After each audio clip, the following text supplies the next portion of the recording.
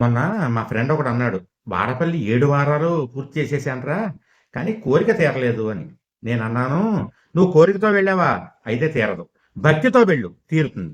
చాలా మంది కోరికతో వెళ్తుంటారు. అక్కడ 7 వారాలు వెళ్తే 7 ప్రదక్షిణాలు చేసేస్తే కోరిక తీరుతుంది అని. భగవంతుడు అనుకుంటాడు, నువ్వు కోరికతో రాకరా, భక్తితో రా అని. అక్కడ ప్రదక్షిణ చేస్తూ అమ్మయ్య, ఒకటైపోయింది, రెండోది అయిపోయింది, మూడోది అయిపోయింది, దీని మీదే ఉంటుంది దృష్టి. అక్కడ ఒక ఆయన మైక్ ఇచ్చుకుని, ఏడుకొండలవాడ గట్టిగా చెప్పాలి, వైకుంఠవాన్ దాకా వినపడాలి అని ఆయన మాట వినపడుతుంది వైకుంఠం దాకా, ఆయనకి పుణ్యం. వీళ్ళు ఒక్కళ్ళు గోవిందా అనే వాళ్ళు ఉండరు, కబుర్లు కబుర్లు కబుర్లు. కాకపోతే 7 సార్లు వెళ్ళాం వాడపల్లి. తిరుపతి ప్రతి నెల వెళ్తాం, ఎందుకు దండగా.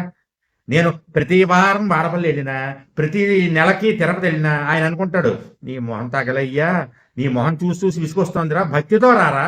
నువ్వు వచ్చి కోరికతో వచ్చి మిగిలిన కొత్త భక్తులకు అడ్డం నువ్వు, 10 సార్లు నువ్వే ఉంటున్నావు ఇక్కడ అని ఆయన అనుకుంటాడు. ఇది మనసుకు కష్టంగా ఉన్నా ఇదే ఖచ్చితమైనటువంటి మాట నేను చెప్పేది. భక్తితో వెళితే కోరిక తీరుతుంది, కోరికతో వెళితే కోరిక తీరదు. తీరదు కాక తీరదు. 7 వారాలు కాదు, 70 వారాలు వెళ్ళినా వ్యర్థం, దండగమారి పని. జయం.